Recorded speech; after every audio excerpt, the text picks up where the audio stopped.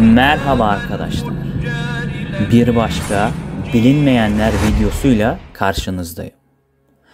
Kanala abone olup videomu beğenmeyi lütfen unutmayın. Siccin 1 filmi hakkında anlatacaklarım şimdiye kadar birçok yerde bulamadığınız ve bilmediğiniz bilgilerdir. Biliyorsunuz ki ilk bölümde filmin temasından ve kendisinden, kamera arkasından falan bahsediyorum. Fakat konuyu anlamanız için videoyu baştan sona kadar izlemenizi kesinlikle öneriyorum. Çünkü filmin asıl bilinmeyen arka koridorları ve detayları film hakkında bilgilerden sonra başlıyor. Lafı fazla uzatmıyorum ve Siccin 1 filminin bilinmeyen bilgiler hakkındaki videomuza başlıyoruz.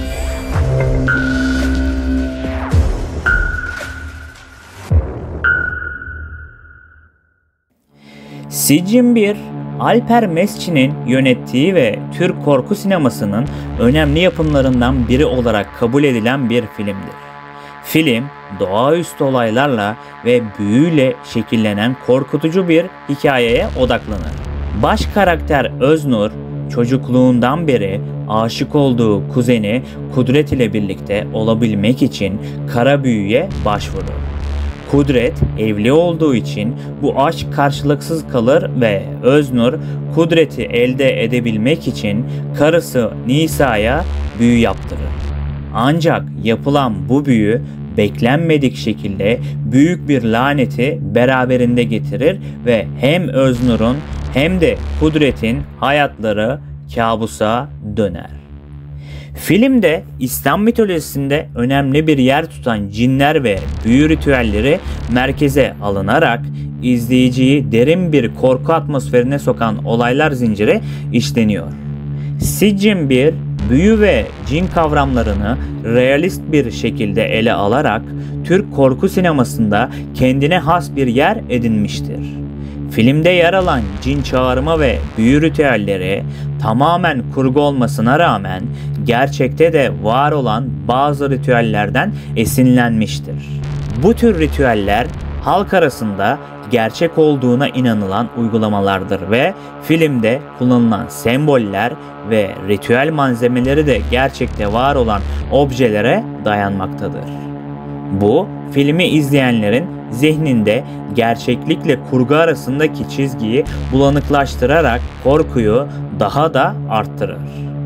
Filmde cinlerle ilgili sahneler çekilirken ekibin bazı üyeleri inançları gereği korunma amaçlı dualar okumuş ve belirli ritüeller yapmıştır.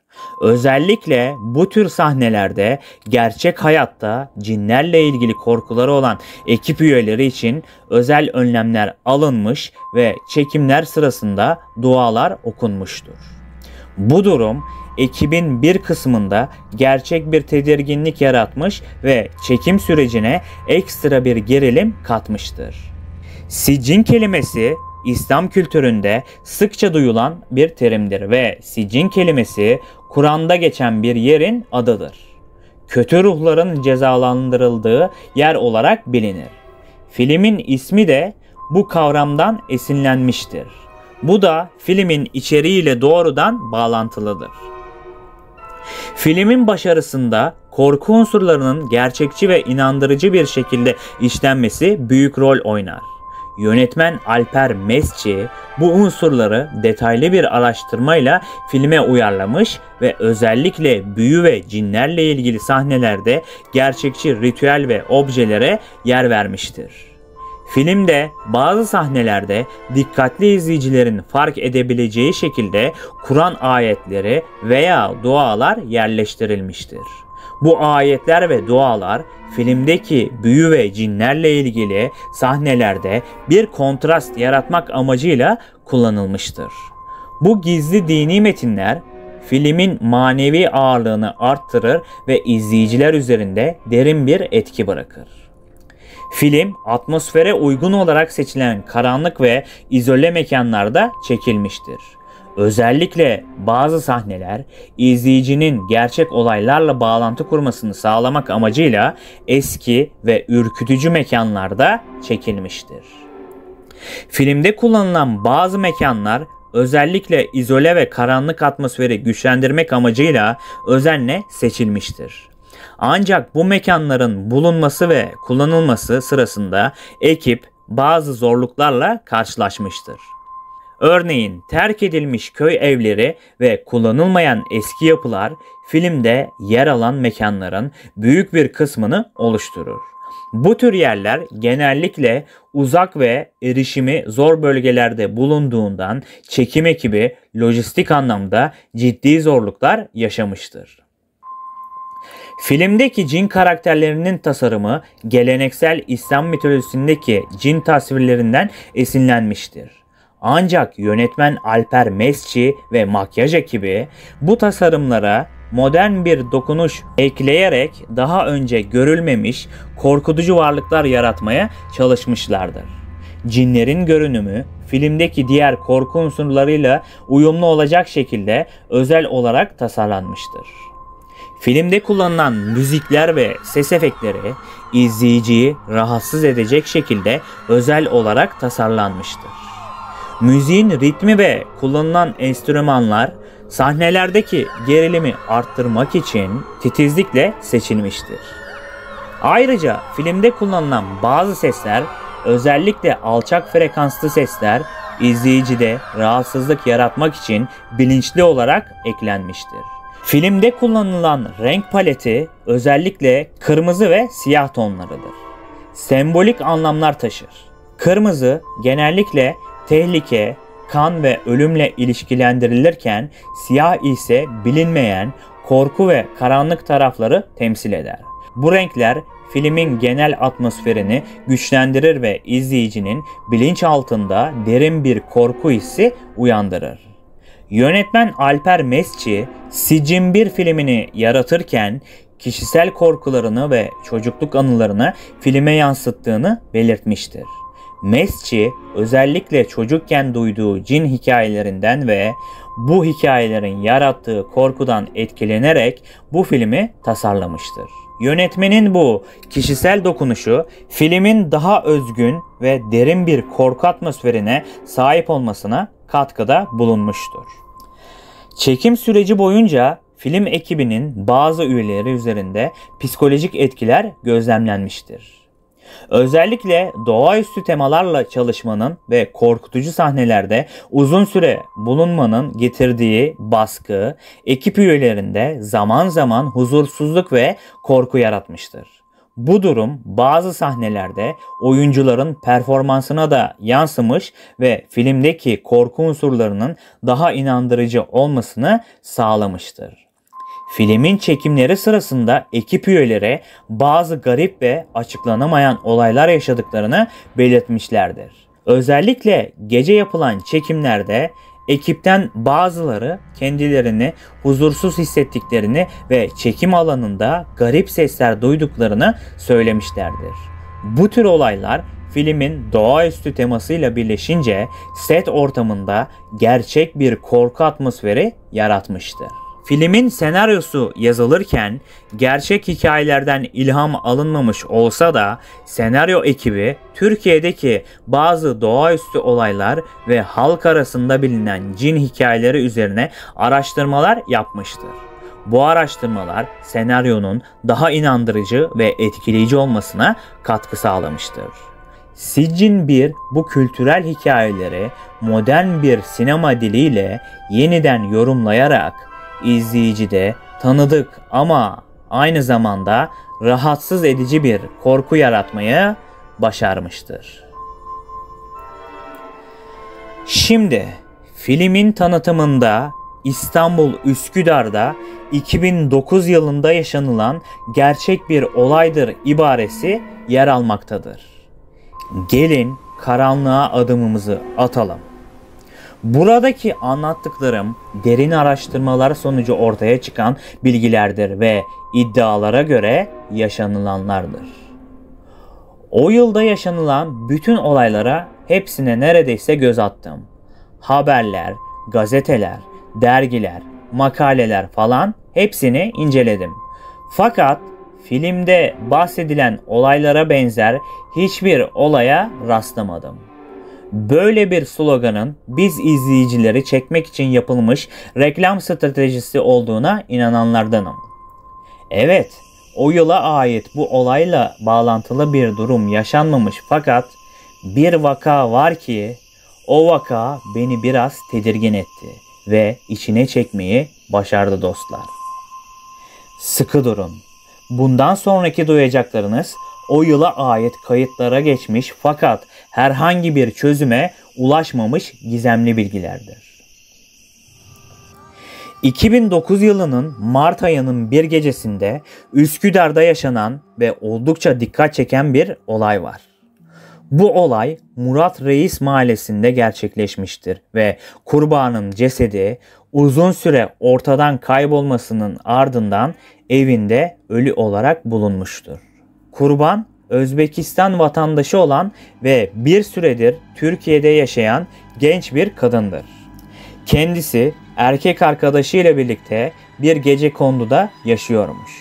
Ancak bir süre sonra kadından haber alınamaması üzerine çevresi ve yakınları endişelenmeye başlamış.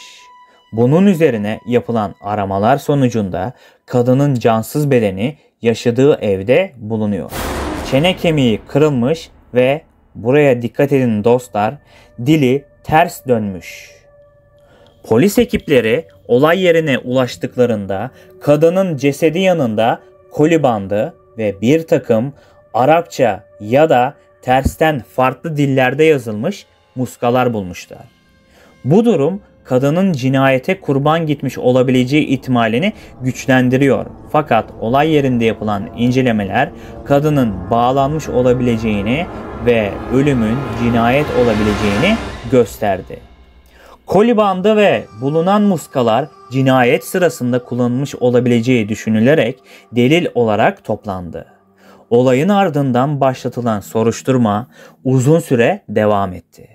Cinayet şüphesi soruşturmanın odak noktasını oluşturdu. Kadının erkek arkadaşı da dahil olmak üzere yakın çevresi sorgulandı. Ancak cinayetin nasıl işlendiği ve kim tarafından gerçekleştirildiği konusunda kesin bir bilgiye ulaşılamadı. Olay o dönem medyada geniş yer buldu ve halk arasında büyük bir korku ve endişeye yol açtı. Şimdi sıkı durun. İddialara göre kadın sevgilisiyle kaçamak buluşmalarını bu evde yapıyormuş ve adam evliymiş. Adamın eşi bir gün aldatıldığını öğreniyor ve kocasını yakın takibe alıyor. Anlaşılacağı üzere Özbekistan uyruklu kadının olduğunu öğreniyor ve o öfkeyle anlatılanlara göre gidip kadına büyü yaptırıyor. Zamanla kadın evde tek yaşadığı için sevgilisiyle araları bozuluyor ve ayrılmaya karar veriyorlar. İşin ilginç yanıysa ayrıldıkları günün gecesinde kadının ölmesi. Yapılan analizlerde olay yerinde sevgilisine dair hiçbir ize rastlanmıyor. Hani desek ki adam öldürdü kadını, hayır, böyle bir şey söz konusu dahi olmuyor. Hiçbir delil adamı suçlu çıkarmıyor. Polis derinlemesine olay yerini inceliyor ve tuvalette ufak bir pirinç tanesi buluyor. Ne alaka değil mi? Bir ufak pirinç tanesi. Onu incelemesi için laboratuvara gönderiyorlar ve sıkı durun. Pirinç tanesinin delilleriyle o hafta adamın evinde eşinin marketten aldığı pirinç markası aynı, fakat delil yetersizliğinden dolayı kadını suçlu gösteremiyorlar. Evet, maalesef delil yetersizliği ve tutmayan bazı durumlardan dolayı olay faili meçhul olarak kayıtlara geçiyor. Suçu işleyen kişi hiçbir şekilde bulunamıyor. Olayın detayları uzun süre tartışılıyor fakat soruşturma uzun süre devam etse de hiçbir şekilde çözüme ulaştırılamıyor. Polis olayı kapatıyor ve gizemli bir vaka olarak kayıtlara geçiyor. Olay 2009 yılında Üsküdar'da yaşanan en dikkat çekici ve ürpertici vakalardan biri olarak kayıtlara geçmiştir. Evet dostlar, durum bundan ibaret. Filme yaklaşan bir olay var ve iddialar gerçekten de korkunç. Film ve gerçek olaya yorumlamama gelirsek. Film, o yılların korku filmlerinin yetersiz oluşundan mıdır bilinmez, yeni çoğalmaya başladıkları için beni gerçekten korkutmayı başarmıştı. İşleyiş olsun, filmin tasarımı olsun ve ayrıca sicin kelimesinin Kur'an'da geçmesinden dolayı beni etkilemeyi başarmıştı. Gerçek olaylara dayanır ifadesindeki gerçeklik tartışılır fakat araştırmalarım sonucu böyle bir cinayetin işlenmesi ve olay yerinde bant ve muskaların bulunması, ayrıca cesedin dilinin ters dönmesi gibi şeyleri okuduğumda ürpermemek elde değil dostlar. Sizlerin de film hakkında ve iddiaya göre 2009 yılında yaşanan bu olayla ilgili yorumlarınızı merakla bekliyorum. Beni izlediğiniz için teşekkür ediyorum. Başka bir filmin arka odalarında görüşmek üzere.